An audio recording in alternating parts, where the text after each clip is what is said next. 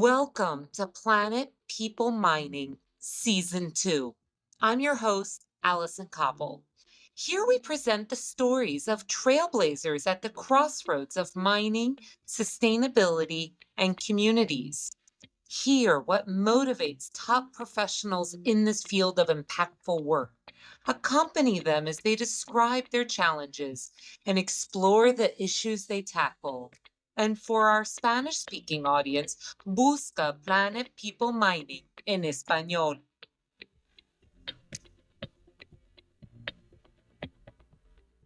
Sustainability starts at site with Andrea Vaccari. Today, I speak with Andrea Vaccari, VP of Responsible Production Frameworks and Sustainability at Freeport McMoRan.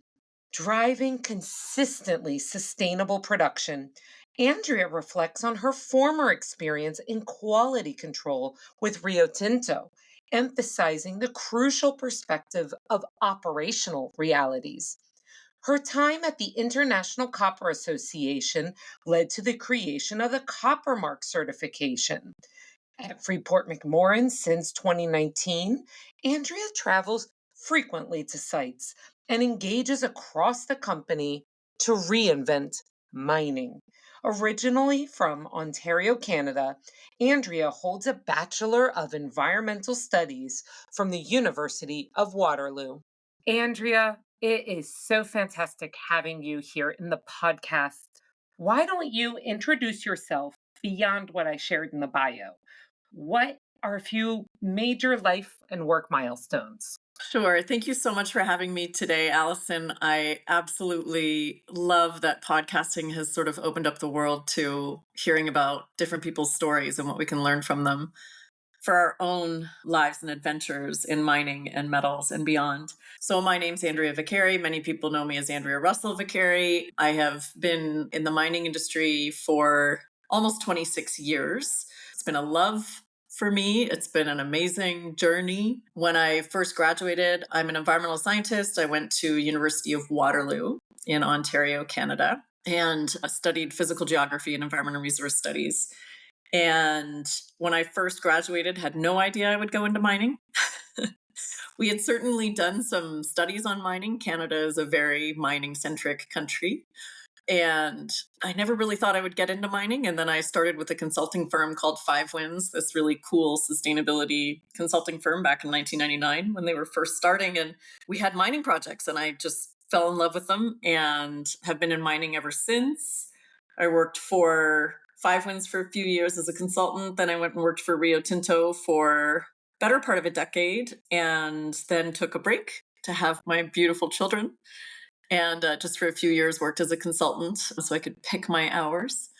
And then went to the International Copper Association for a few years, which was a wonderful experience. And now here at Freeport, and very, very happy. And I just learned a few things about you. I guess I could have read better your LinkedIn profile and about your bio, but the International Copper Association, just pausing there, and we'll get into more details of different pieces. But how was it to not be working for a company and from a company perspective and to be working for an industry association perspective after years at a company? Yeah, it was a huge leap for me. So we share in common Elaine Dorward King. So you worked closely with Elaine at Newmont, and Yes. she's been my mentor for many years. And I remember I came in and I sat down and I had lunch with her in her office and had this great chat. Like, should I do this? ICA had this really cool job, which was at the time called Director of Health, Environment, and Sustainable Development. They've always really valued science and well done science, good, defendable science. And so for me, it was very intriguing. And I remember sitting down with Elaine and just having this conversation with her. And, she said something to me along the lines of, copper is so critical to the future. Can you really go wrong with this? It's probably going to be a great experience because it's very different than what you've done before, where your customers are a whole bunch of big mining companies. And maybe you have the chance to impact those mining companies and make them better, right, in this role, as opposed to just defending the industry.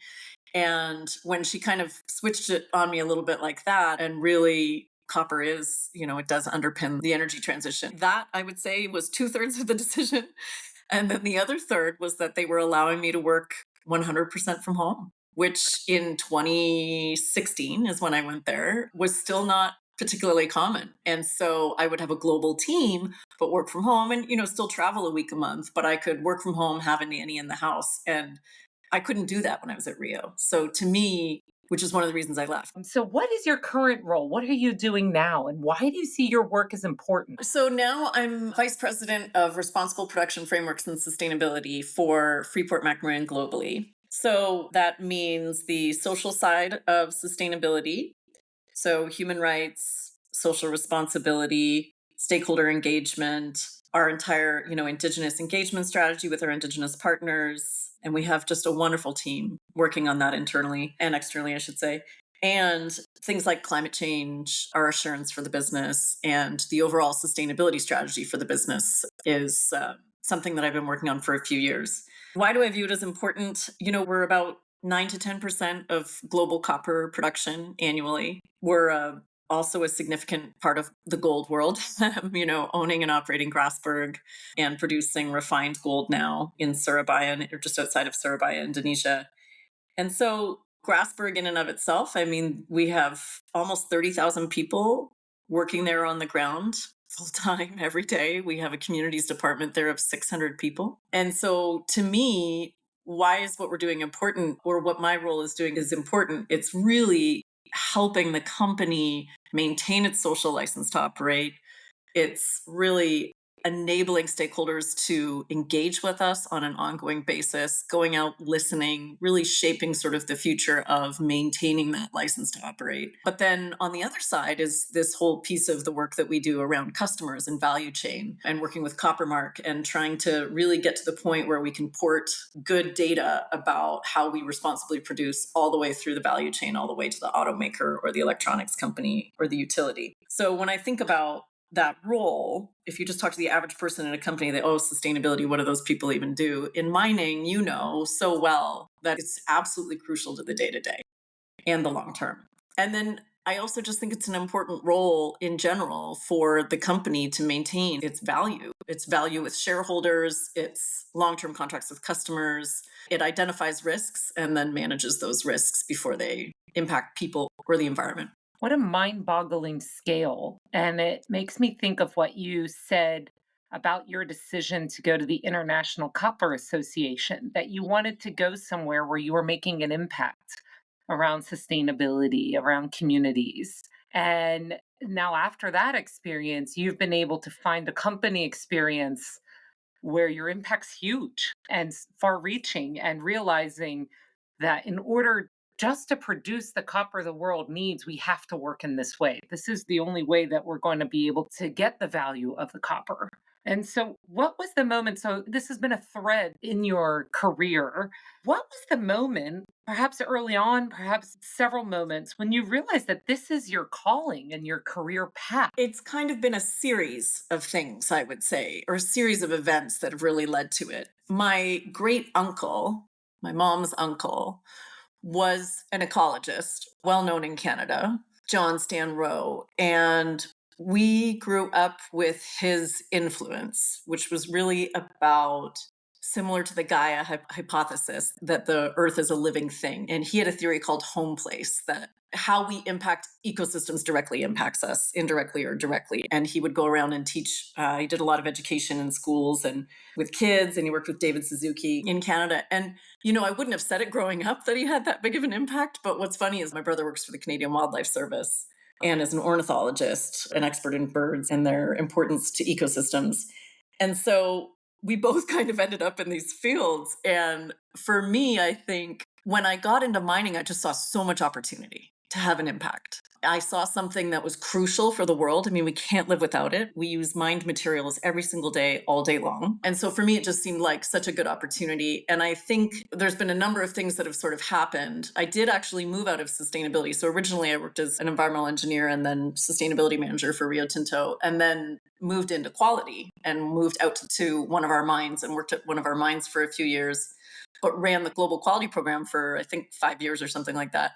I was so reticent about that change because sustainability, and environment had been my love. But then I went and did that and I learned so much from it. And we can talk more about that, but I learned so much from it. But when I left and to go and settle down and have kids, it was just a natural turn back. Okay, well, if I'm going to go out and consult, what am I going to do? And it was just a natural turn back to sustainability. And then just again, the opportunities that I had after that really grew and grew and grew in sustainability. And I felt like I had learned enough about business by that point to really be more impactful. And so that's how I think, it sort of started in a place from my family and how I grew up. And then really just kind of developed over time within an industry with so much opportunity.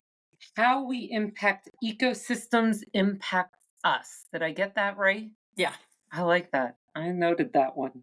And then I think it's interesting that you went out of sustainability, although I would argue that quality assurance, I'm sure the quality program, I'm sure that there was a lot of overlap to make sure that the operation does what it says it's going to do. And that has a lot of overlap with sustainability.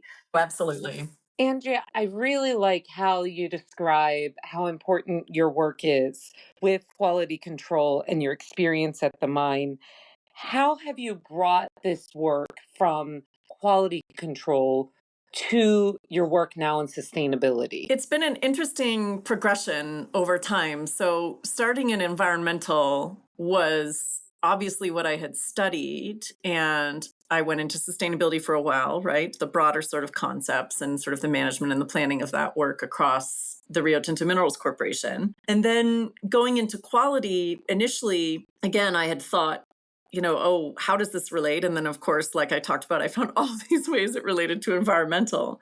And now, what quality management did for me really connected me to the commercial side of the business, which helped me tremendously with my role now, because so much of what I do and what my team does is work with our customers. And what I think I didn't realize at the time, copper's sold as a commodity, gold as well in some ways. But minerals, what we were selling were not, right? They were sold direct to customers. And so initially I thought, oh, how could this even be applicable? But now what we're finding is it's not a decommoditizing, I would say, of the copper market.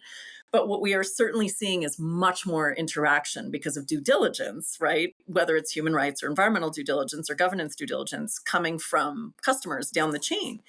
And that has helped us tremendously. And then we're also, working with the Copper Mark, looking for ways to take the basically Copper Mark certificate, if you will, and port it, whether it's through a chain of custody type system or another type of system, which is also very similar to quality, right? You certify a product and then you have to demonstrate that certification through to, especially for us, we sold into the nuclear industry and into the cosmetics industry. And so that's just prepared me immensely. But honestly, working on site is probably the best experience I got from it. So being on site every day, being in the lab, being with a very cross functional group of people, seeing how the mine worked every day. How did we actually get product out the door every day? We declared force majeure at one point. We had a lockout. We had all these different things happen, so many challenges. And so I think the quality piece helped me not only on the commercial side, but it really helped me understand how do you actually gain traction to implement sustainability at a site. You've got these traditional environmental management systems we've implemented. Now many of us have social management systems, but then how do you really look across it from a sustainability perspective? And so for me, that on-site experience, dealing with challenges in production, we couldn't hold up production. We had to keep it going. So that really helped me, I think, now in this role, be able to find really practical ways to integrate requirements and to further embed things, whether it's human rights or environmental or social or whatever topic. Sustainability is so broad, to just be practical and understand the challenges at a site before you say, oh, here's this 3,000 page management system you have to implement. That's been just huge for me. I am sure that so many at site appreciate that point of view. I will be honest, I have also had the opportunity to work at a site and at regional level, which is interesting because you're in between your 1 foot in the site and your 1 foot in corporate and going back and forth. And then, of course, at the global level. And often, I would hear people at site say, "Oh, you're here from corporate. You're here to quote unquote help." And, they're Yeah. completely The adage. laughing because they know as soon as you leave, they're just going to have so much work to do. And they're fearing it's not going to be practical. And when you are able to come in and recognize and see what they are doing, and use your bird's eye view around corporate and your understanding of the systematic approach to really work on the ground and say, how can we just do this better and more consistently? What can we learn from this?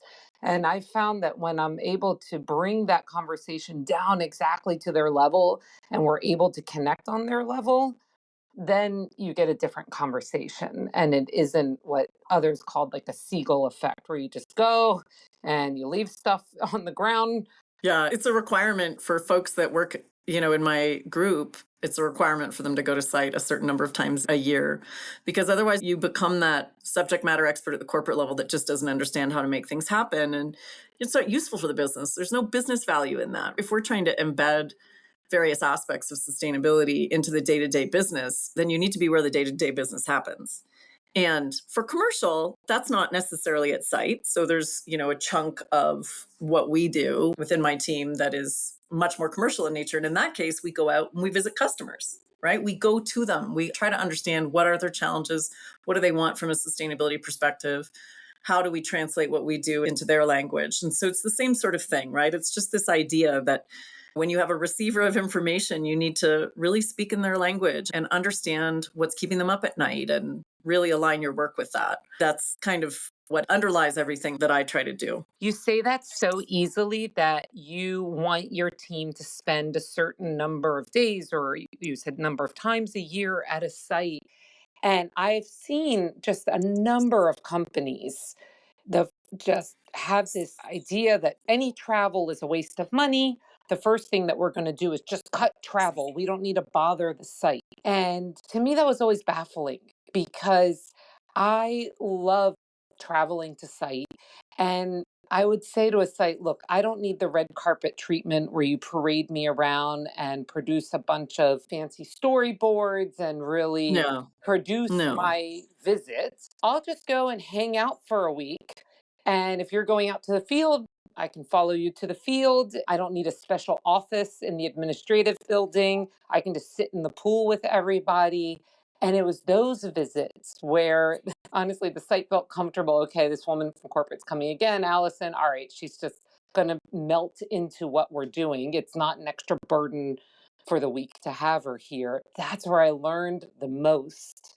But when I was in the more official visit capacity, yeah, that is a burden for sites. They went through a It whole is. production to bring you there. And that's where I say, you have to really understand that site point of view to say there is a value. The person from corporate who has done similar work at 8 other sites maybe this year and could bring that learning to you and you could exchange and find even a better solution. But you have to be able Yeah. to have that site perspective to make that visit work and add value. Yeah, and I think the biggest lessons from a site come from melding into the fabric, right? I mean, melting into the fabric, I guess, or integrating into the fabric. And I'm actually at our Chino and Tyrone operations in New Mexico this week. And in February, I'm heading to our Manyar smelter. And this week it's for Copper Mark Assurance, which, here hosting our auditors on site and then just working with my team to make sure everything's going smoothly and helping solve problems and just being there to help them be successful in the audit. But the visit to Manyars is different. We have other things going on. We have a human rights impact assessment going on there. And then we have just a number of things going on there. And what I appreciate about visiting that particular site, it's a new facility, right? It's a new copper smelter. And gosh, it's fascinating. And where I learn most is literally doing what you just said. And so just sitting, listening. Oh, you're going to meet with a stakeholder. Do you mind if I come? What do I need to do to be less of a standout? How can I be with you and try to understand more about what we can do to help solve your problems or support you in what you're trying to do? That's it right there. That's what we need to do. And you always have to balance a travel budget, right? But at the end of the day, we have to figure out how to add value to the organization, right? Otherwise, we're expendable as sustainability professionals. And frankly, if you go 2 years or even a year without visiting a site, the quality or the impact of your work is going to decline. That is absolutely true. And I think it's probably been proven time and time again. And so I think we just have to keep working on that sales pitch, right? I can count easily right now on two hands a number of professionals sitting in a corporate office who have never been to a site. It's so sad. I'm not saying any company names, but I just so appreciate it. Sounds honestly, when you say it's like, duh, it's obvious. But I think it's a really good lesson to learn on how important that is. And switching gears, what are some emerging issues that you think the industry should be looking at now? I think that when we look forward, we know we need, and I may have mentioned this before, we need 2 to 3 times as much copper, nickel, molybdenum, all these different minerals and metals for the energy transition. But we don't have 2 to 3 times as much water, energy, or even people. We're struggling now to fill positions at mines. How are we going to possibly meet that demand? And I think we just have to think differently. We have a program at Freeport called Reinventing Mining. We're working really hard to try to crack the nut of primary sulfide leaching. If we could get to a point that we could leach primary sulfides in a productive way that is sustainable, we would, along with many of our peers, be able to unlock so much potential. Right now, with primary sulfides, you have to, and even some secondary sulfides, you have to concentrate, right? You have to concentrate and you have to smelt. And that's a significant amount of energy. It's a significant amount of resources. It's a challenge. And ultimately, if you can actually completely change the flow sheet of a primary sulfide mine, you just unlock so much potential. Now, doing that at a new greenfield operation would obviously be easier than doing that at an existing mine, or at least that's what we think, in our current mindset. We have a program called Leach to the Last Drop. We're just constantly trying new ways of leaching, even just existing oxide ores and secondary sulfide ores. But for us, this whole idea of how do we reinvent the way that we mine? Can we move less material? Can we have so much of the infrastructure of the flow sheet be autonomous, right? So right now we're converting our Baghdad mine in Arizona to fully autonomous. We'll have that done by the end of the year. It's the first large scale mine that will be fully autonomous in terms of haul trucks by the end of the year. And that's just really exciting. I mean, there's a lot of challenges there and a lot of changes, but we have to change the way that we do things. We have to innovate and just find new ways to do things. And so I'm very excited about that. And I also think free, prior, and informed consent. I mean, consent for impacts to Indigenous communities. This is a time that is very challenging in the mining industry. Again, to be faced with so much opportunity, but also these really at the core challenges of gaining consent.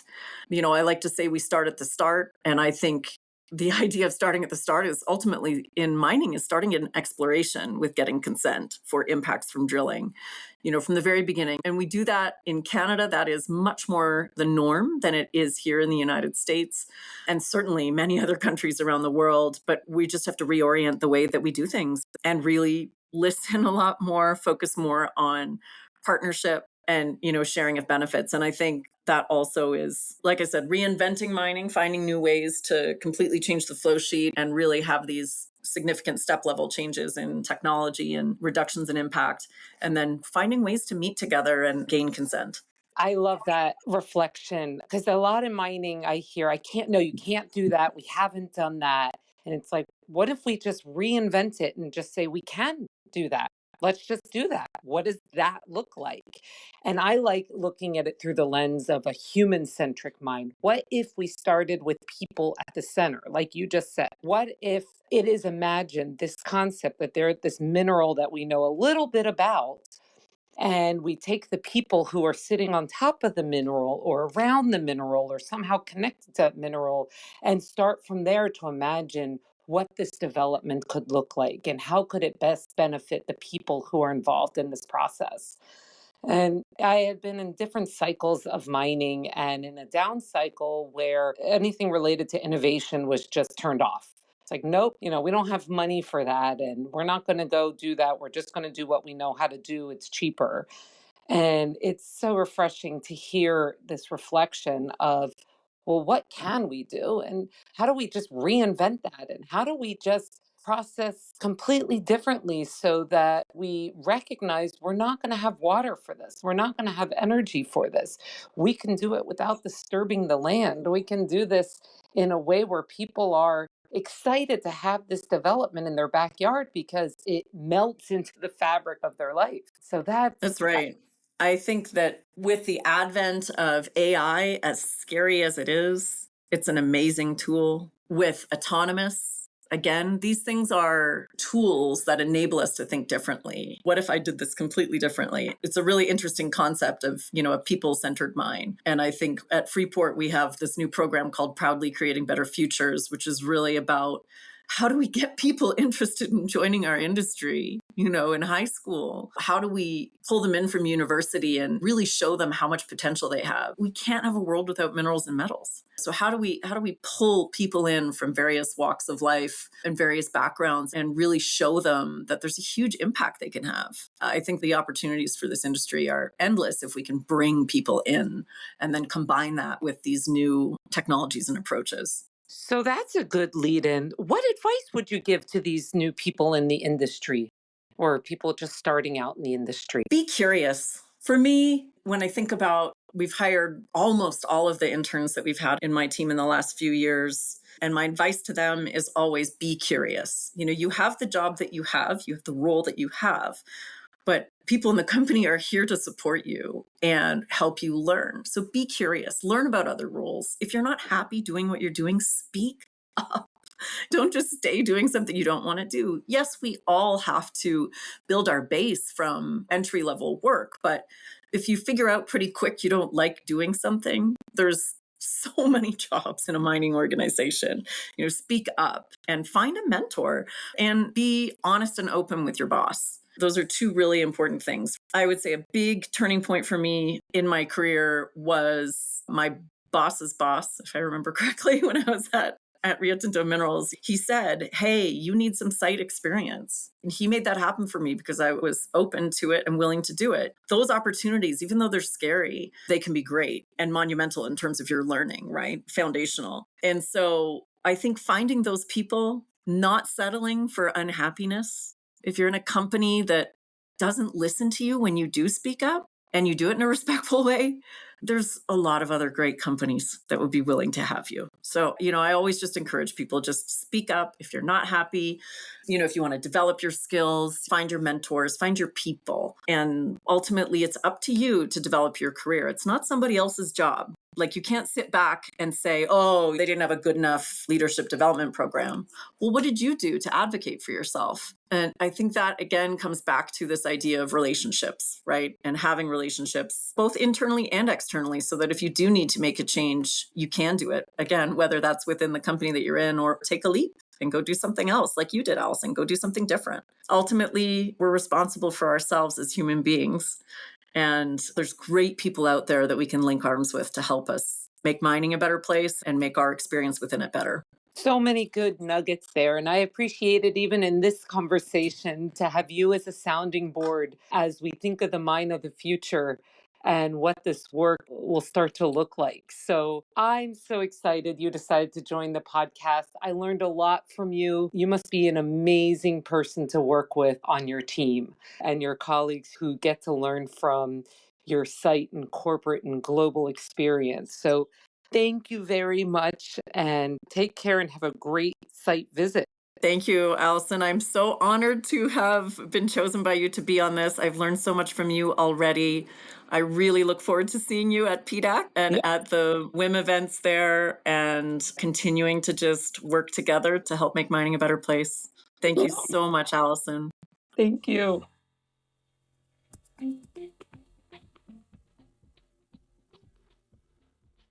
Thank you for joining us. If you like what you heard, please like, provide a 5-star review, and amplify.